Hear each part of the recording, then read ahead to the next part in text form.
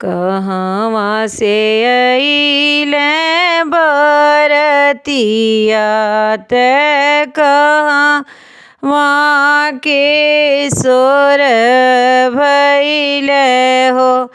अरे के करे दुआरे भइले ठाड़ ते माड़वाय जोर भइले। अरे के करे दुआरे बाजन बाजे ते माड़वाय जोर भइले। अवधपुर से अइली बरतिया ते जनकपुर में सोर भइले हो। अरे जनक दुआरे बाजन बाजे ते माड़वाय जोर भइले। अरे जनक दुआरे बाजन बाजे ते माड़वाय जोर भइले। केही जे पौआ पखारेला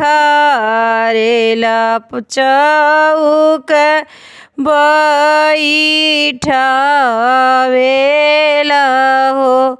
अरे के करे कन्यादान ते नयना से नीर ढूढ़े।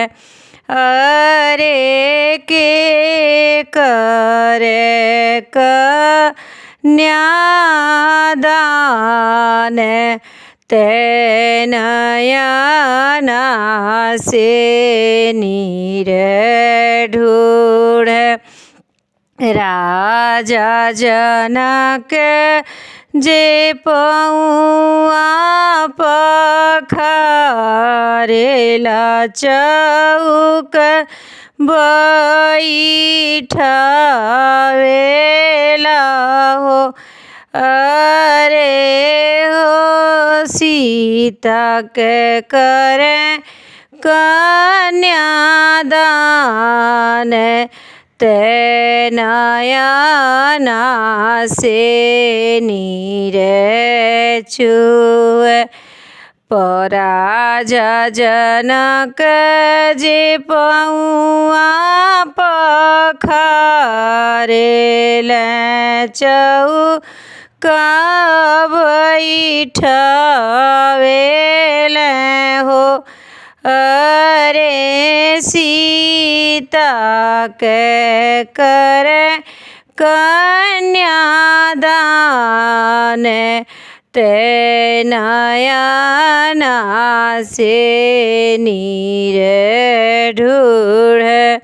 सब निहार बरतिया ते औरो समधि लोग। सब निहार बरतिया ते औरो समधि लोग।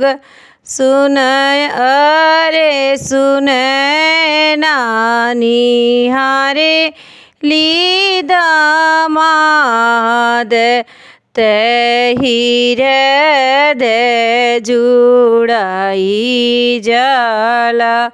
सब ते निहारेला बरतिया ते औरो समधि लोग। अरे सुनय नानी हारेली दामाद તે હૃદય જુડાઈ જાલા અરે સુનયના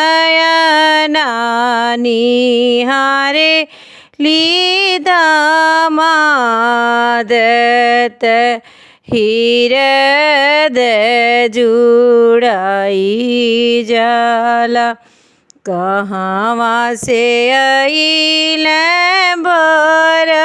भरतियात कहाँ के सोर भइले हो अरे के करे दुआरे बाजन बाजे ते मड़वाय जोर भइल अरे के करे दुआरे